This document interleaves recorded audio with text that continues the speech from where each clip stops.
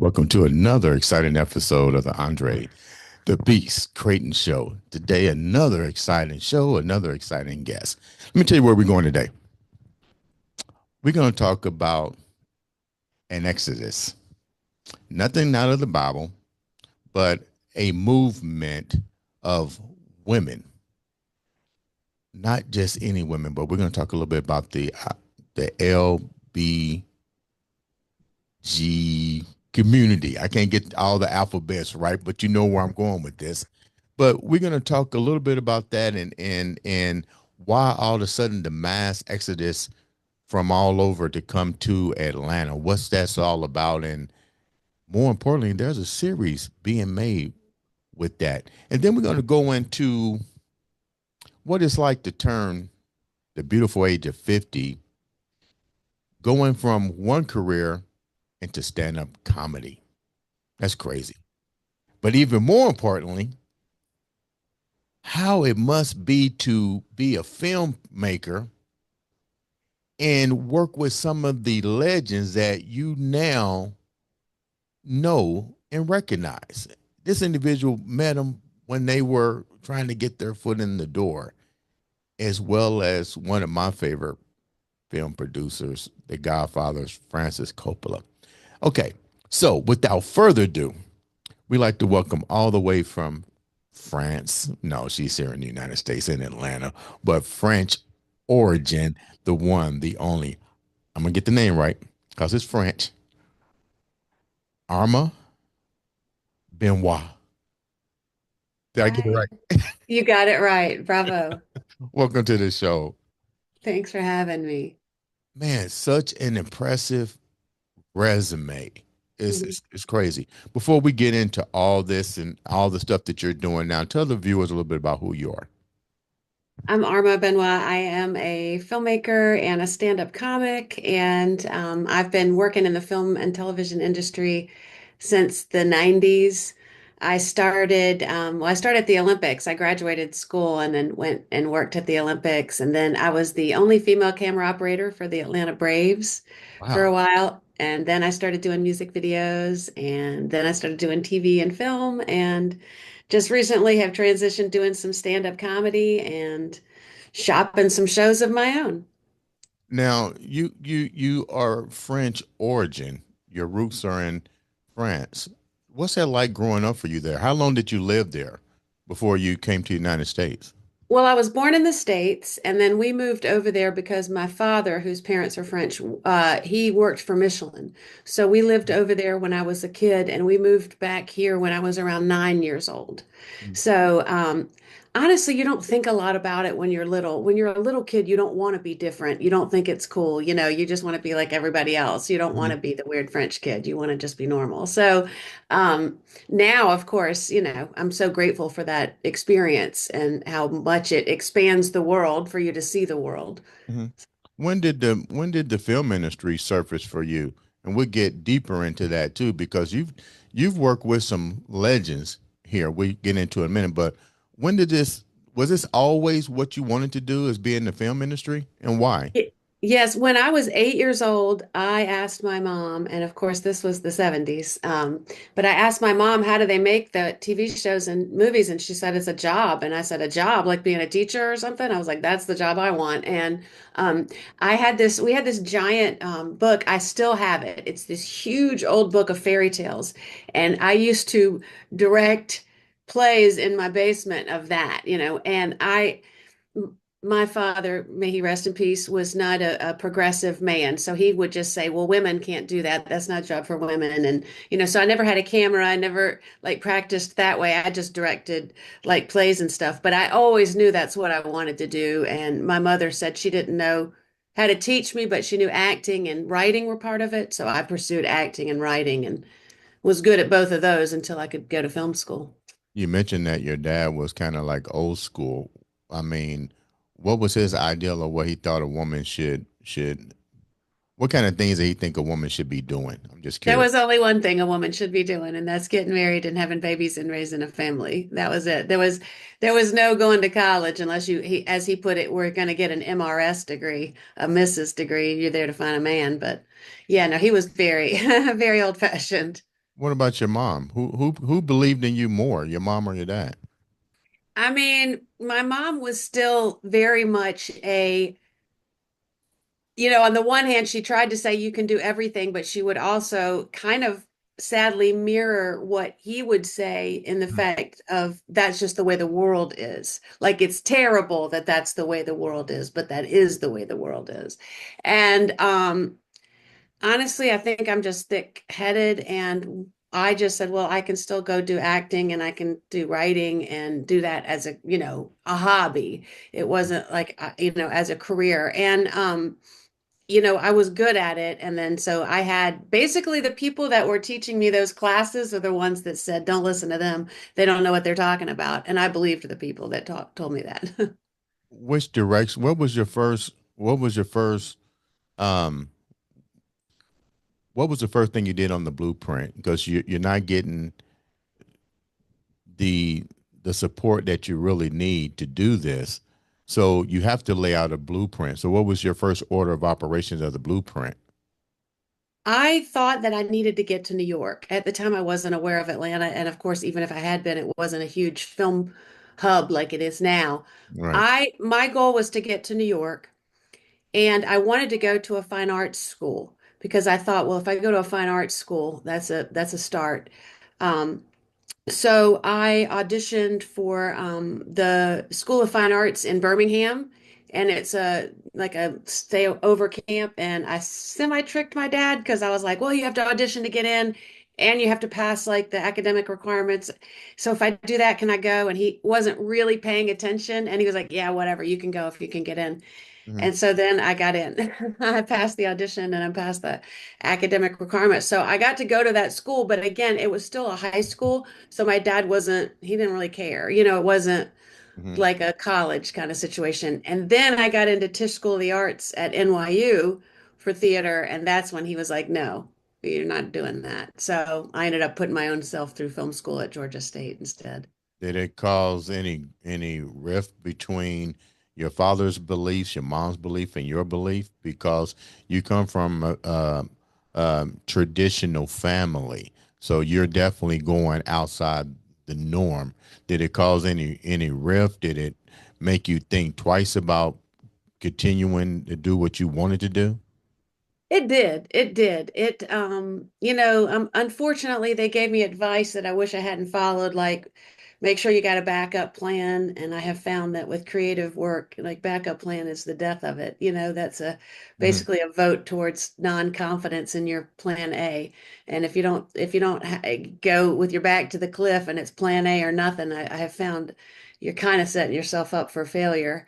Um, but it's okay. Like that was the generation of things, and it helped me appreciate a lot. It definitely helped me appreciate the difference between people who had encouraging homes and people who didn't have encouraging homes. Because people that grew up with like supportive families and all the money in the world, and people telling them you can do anything and you're great, those people have such a higher chance of success than other people, and I don't think they always recognize it. So it's been helpful for me to be able to recognize like what have people been up against to get to where they are? When you recognize that now, what was some of the hardest things that you had to overcome when you first started outside of the family aspect of it? But you didn't come from money like most people did. That, like you said, doors can open up. Money opens up a lot of opportunities for you. But once again, you come from this family who has set things. You're trying to do what you want to do. What was at least three of the toughest obstacles for you to overcome?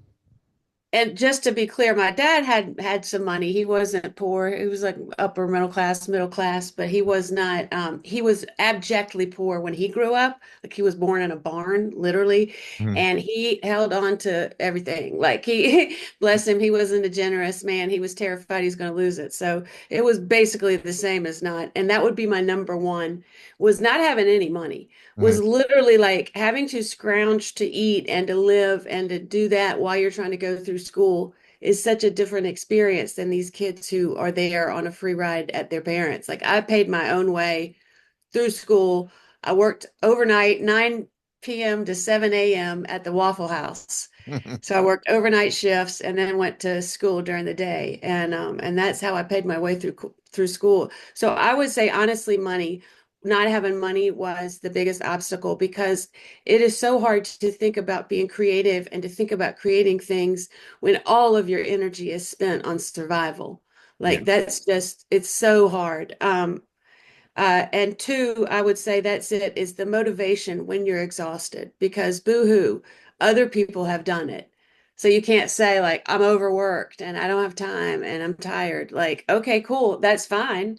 Mhm. Then maybe that's not for you.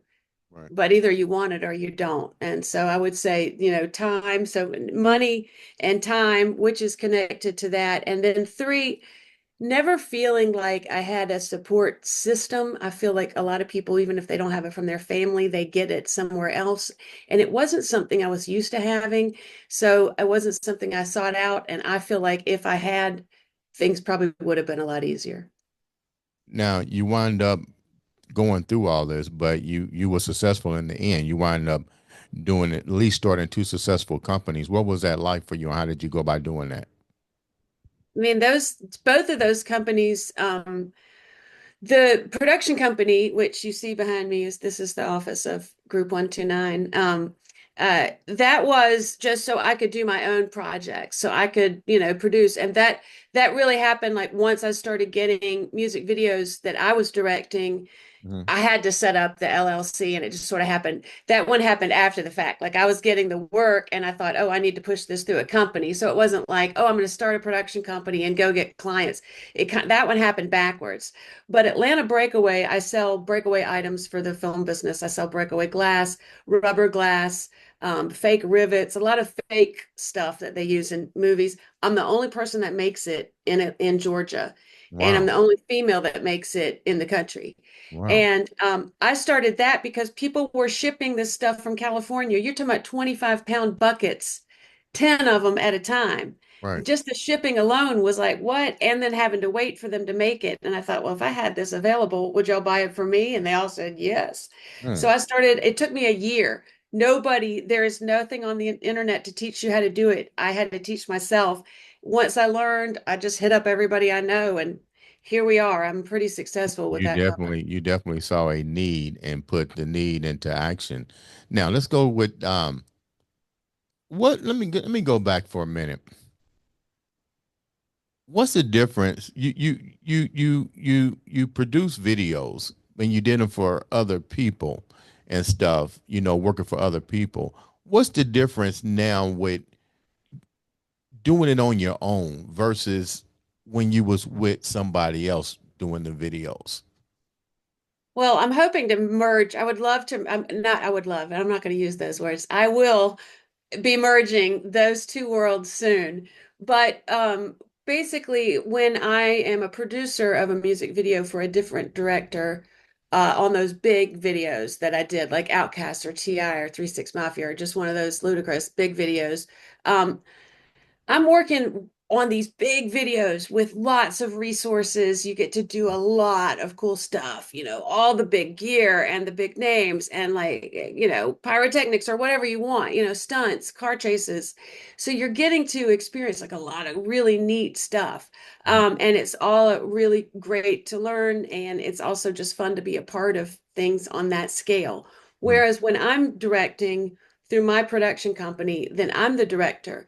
And the thing that's special to me about that is I get to write the treatment along with the artist. Of course, they have an idea of sort of what they want, and then you're writing the specifics and the shots and the whatever. I'm directing the shots, I'm setting what's on the frame. I'm like in control of the edit. Again, you're working in conjunction with the artist. It's not just you, but I'm in control of those creative parts of it that I don't get to be as much of. If I do, I don't get, it's just me giving the director an idea that they may or may not use. So this year, I would like to take what I do and merge it with bigger resources, and I look forward to that. You mentioned some powerful names here. You mentioned Ludacris, Andre 3000, T.I., 3 6 Mafia. These are some pretty powerful names right now in the music industry, especially Ludacris.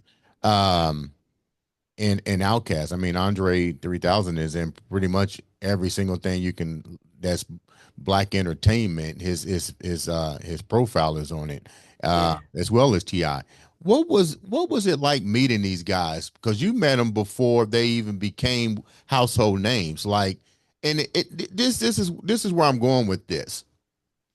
You see the resilience in these individuals, going after what they want. But more importantly, they invested time, effort, in their money into pursuing what they want. And in today's society, you hardly see that because you can touch a button and create a video, become overnight sensation with less and minimum effort. But you saw these guys knocking on doors, trying to make a name for themselves. What was that like for you to witness all this and now knowing where they're at now?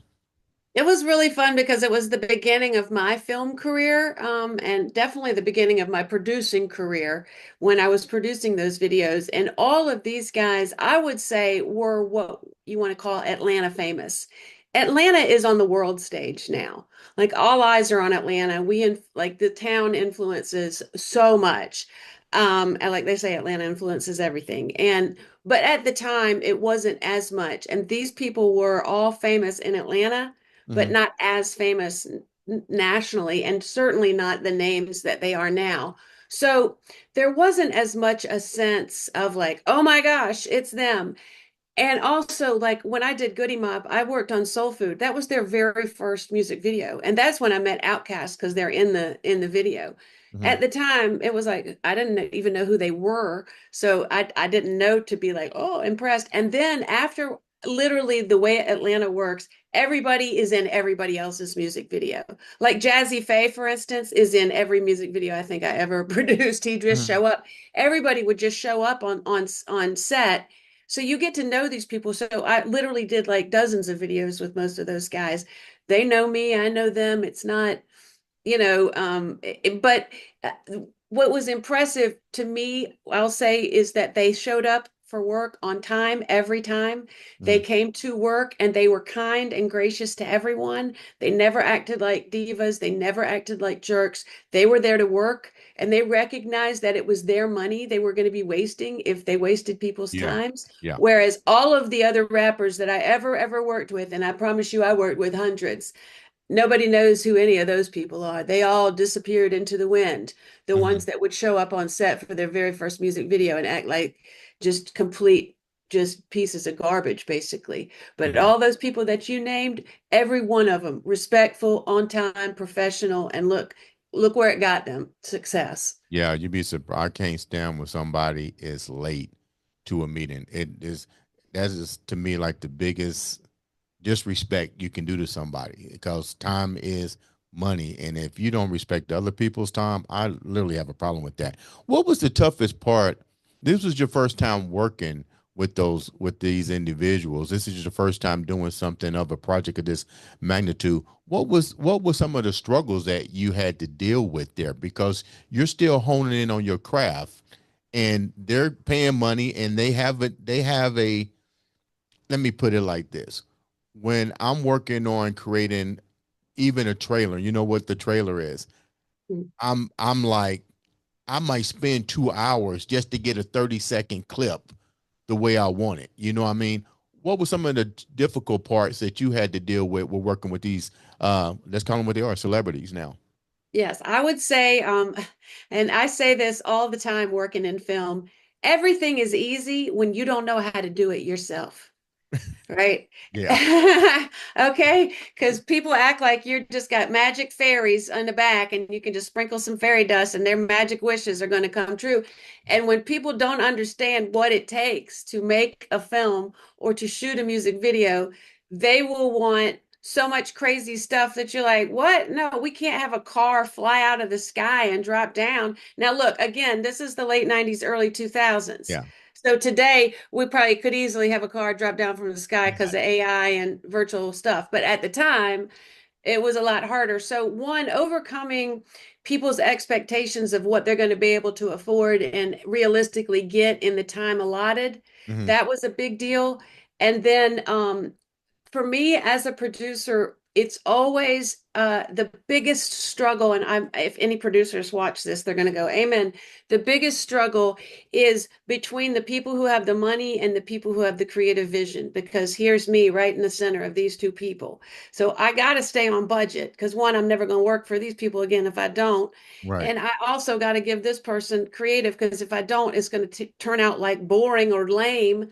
So trying to find that balance, toughest part of it all. I just went through that with somebody. I can't give their name, and it's a struggle. It's a struggle because being creative, you see what should happen versus the Yes. other person, and be like, this isn't going to work. But then what you find out is, I even think that the people that come to you have to really have an objective mind. You may see something this way, but leave it to the directors and the producers and the filmmakers, because they can take your vision to a whole different thing that you probably never thought of. Let's go with a different question real quick on this. You mentioned something about cars flying and all this kind of Oh, stuff. yeah.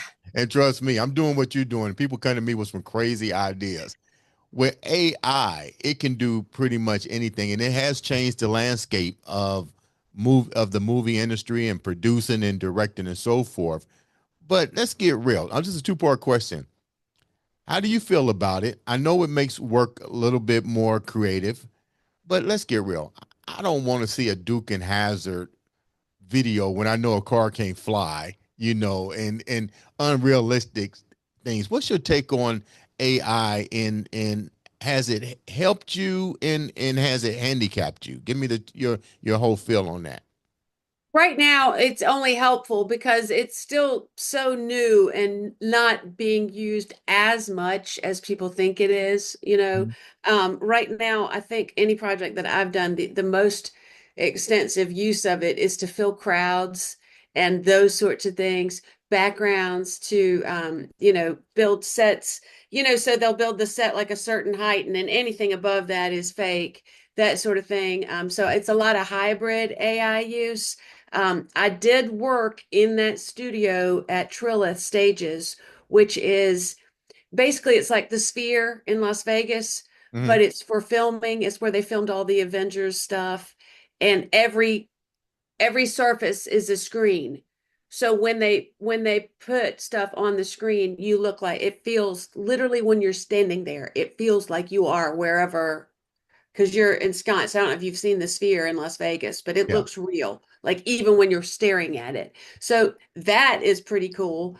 Meanwhile, I worked with Coppola, who fired the entire visual effects department, gave our department, I was producing over the special effects department, gave us all 1920s and 30s special effects books on how they created special effects in Right. the 20s and 30s, and that's what we had to do for his movie. We were using two-way mirrors, we were using lights bouncing off stuff. It was Right. the opposite of AI. I just recently found out how they did the tornado in the original Wizard of Oz, and I was like, what? And they, showed how the special effects went, and you don't really think about that, special effects going back that far, but when you look at it, we're like, that was really creative, but how did they do that? Now you just mentioned a famous name, Francis Coppola. Godfather. Watched every single one. I was just sharing with you individual Will Ford, who's appearing alongside in one of his movies. What was that like working alongside the legend? Obviously, it was a career highlight. He was incredible. It was really, really amazing. It's one of the few times that you are starstruck and but not in a goofy way, but I would say the other part of that is when you work on a Coppola movie, every single department head, and I mean, if you look at the credits, every single one is famous. It's like Buddy Joe Hooker, who's like one of the greatest stuntmen ever to live. Everybody's like, oh my God. And he's the head of the stunt. John S. Baker, head of the special effects department. I mean, he did freaking Independence Day. Like Yeah. he's up there. Like you're not just working with one legend. Literally everybody is a legend. I worked more with Roman Coppola, his son, Mhm. who was the second unit director. Also so creative, so smart. Like, but yeah, it was a career highlight. Like every day going to work felt so special. And people fail to realize movies like The Godfather wasn't even how can I put it? There wasn't even a thought that it would have taken off the way it did. Right. It's just like the Rocky sequels. Nobody in their wildest dreams thought that these things would be mentioned in today's society and still moving forward. And it took their careers to such great heights that is crazy. Yes. Now, let's talk about your career.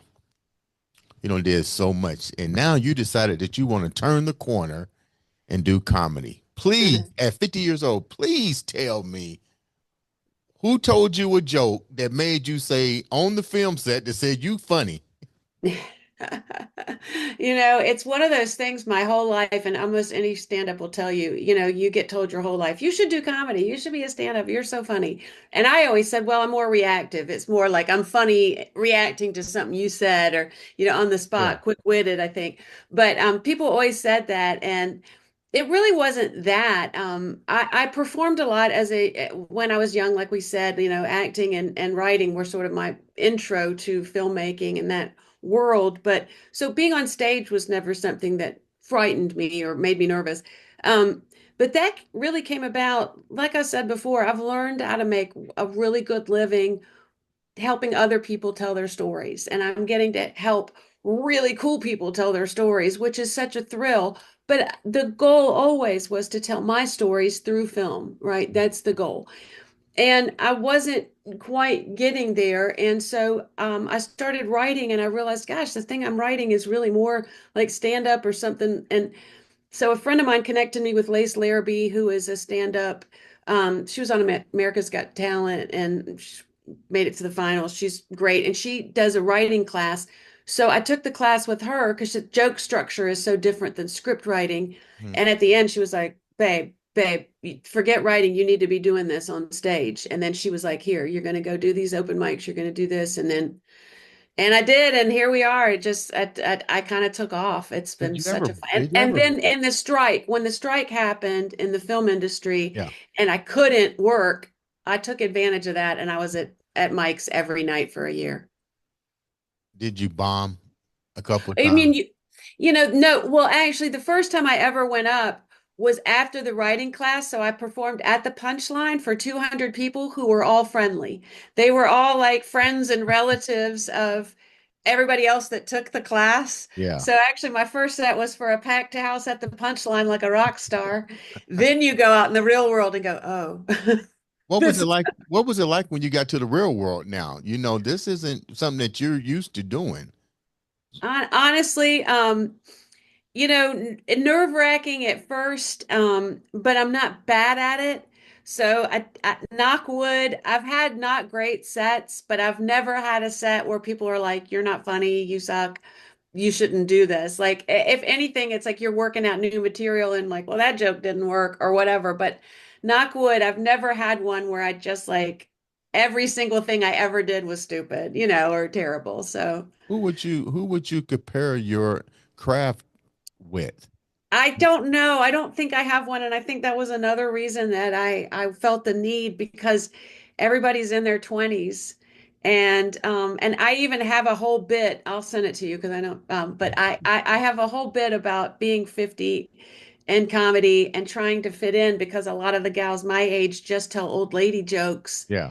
and that's not really my brand yet, and trying to fit in. But yeah, so honestly, nobody. I don't know. Are there are there Gen X women who are getting to start their career after raising kids? Like, I think we need some more voices for that. I don't know. The only female comedian that I actually like is Tammy Pescatelli.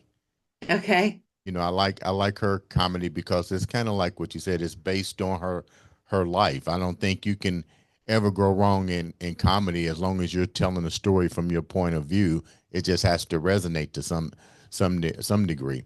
Right. I know I have loads and loads of female comics that I love, love, love. I just don't know any that are close to telling my story. I don't know any that are in their 50s that aren't just kind of talking old lady stuff. So I don't know. they Um, they better get their tickets to come to see you then, so they can that's right. understand That's that thing. right.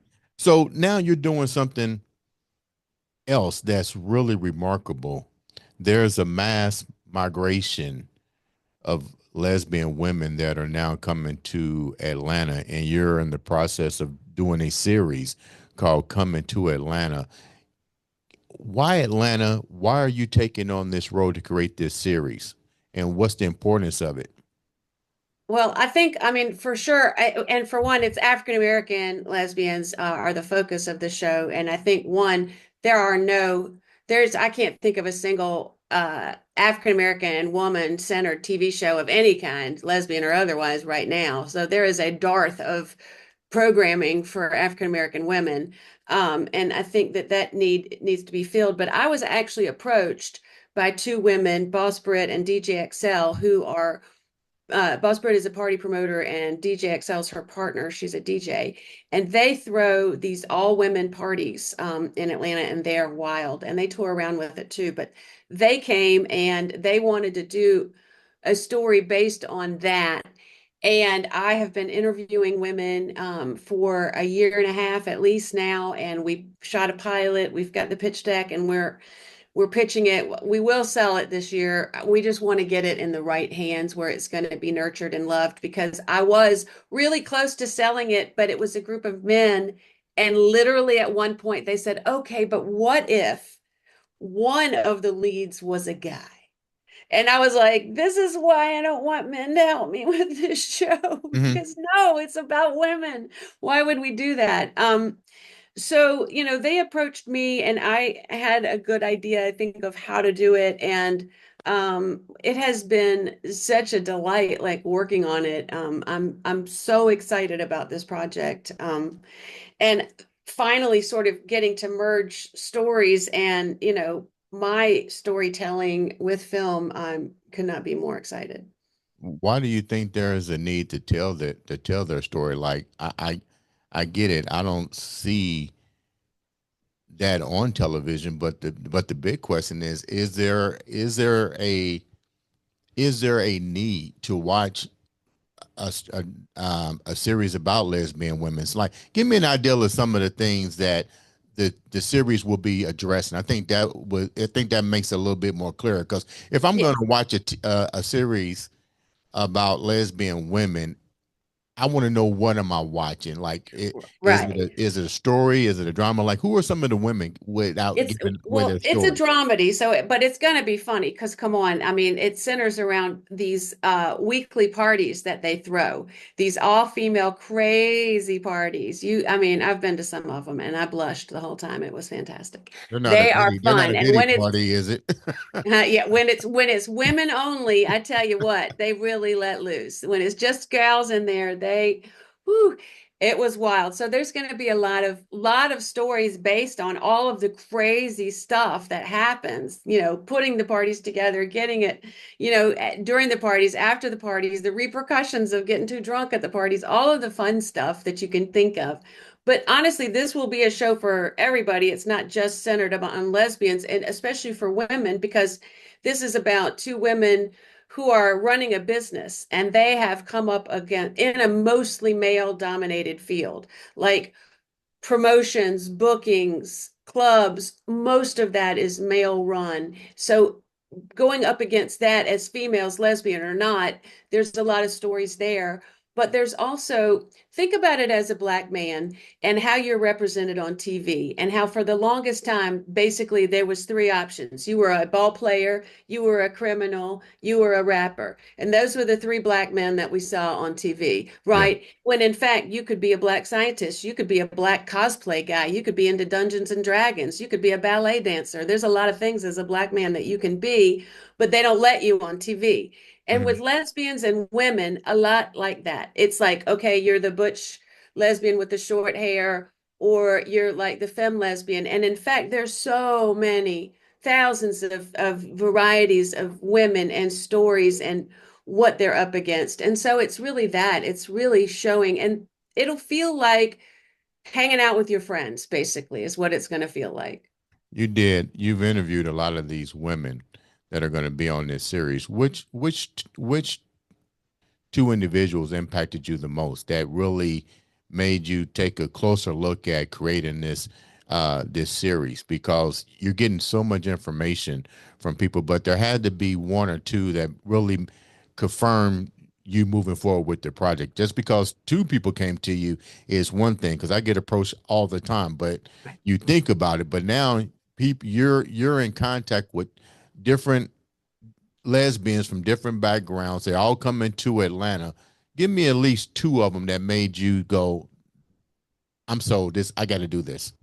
Well, one, and I, without using their real names before Right. asking them, but one was a woman who, at 41 years old, on the day of her mother's funeral, after the funeral, went straight to a barber shop, got a buzz cut, threw out all of her dresses, bought some men's clothing, and came to Atlanta because she prefers to dress masculine, and literally was living a complete false existence until her mother's death, and told herself, I can never come out of the closet until my mother's passed, because if I do, it'll kill her.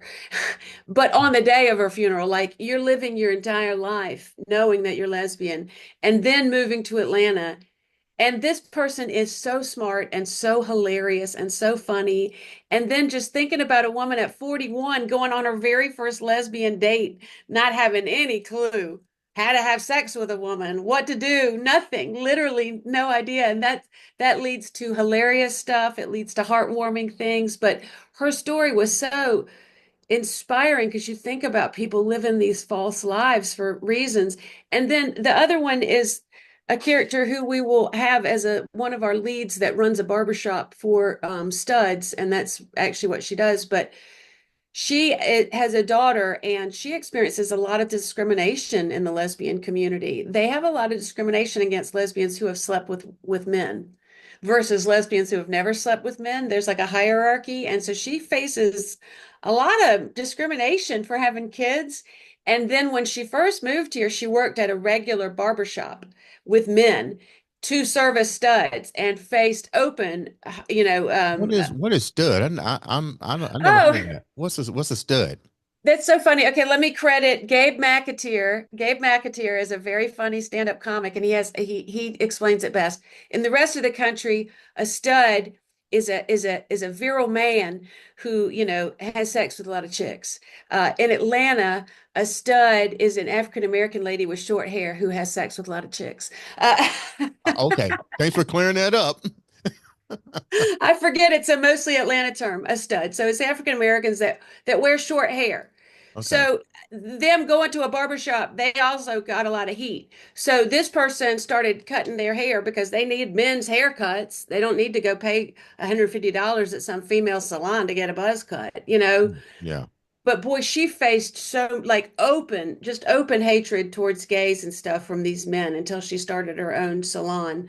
Um, but just that kind of thing where you don't even think about how there's just open, there's open hostility and things like that. And to me, I don't know. I would never feel threatened by lesbians or feel like hatred towards them. So it's wild to me, the stuff they put up with. What are you worried about with this series coming out, especially with the new president coming in? We got a lot of racial hatred, gender biases.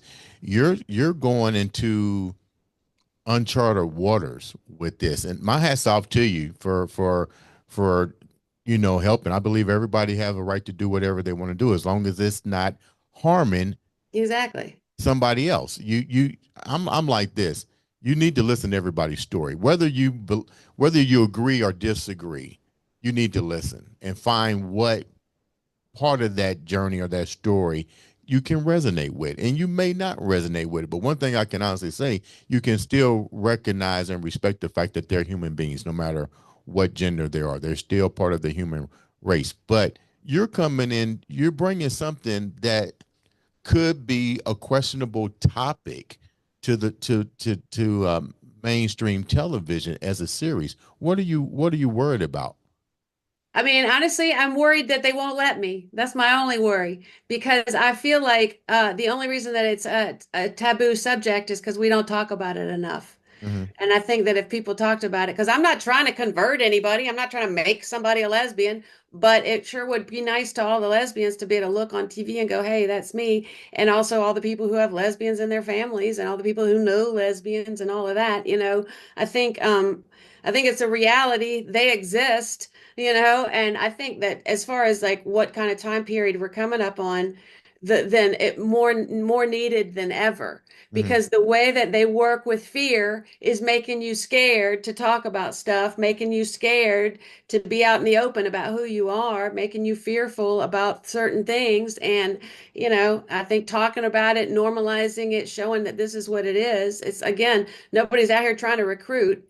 And again, the way that we're structuring it is like a fun sitcom with real moments. And so it's mostly going to be fun, mostly going to be like hanging out with your friends. It's not going to be like a political, like lesbian rights and Hmm. da, da, da, the whole time at all. It's literally going to show people who are lesbians living their lives. It's not necessarily about the fact that they're lesbians, except for when they're like on a date or like something where it's relevant. But it's sort of like me as a woman or you as a black man, like some situations in your life you're operating because you're a black man, but most of the time you're just operating as a person. You're Hmm. not in the grocery store going, as a black man, which bananas do I want? You know what I mean? Like it don't have anything to do with it. And that's how it is with them being lesbians. It's not always even relevant to what we're going to be doing in the story.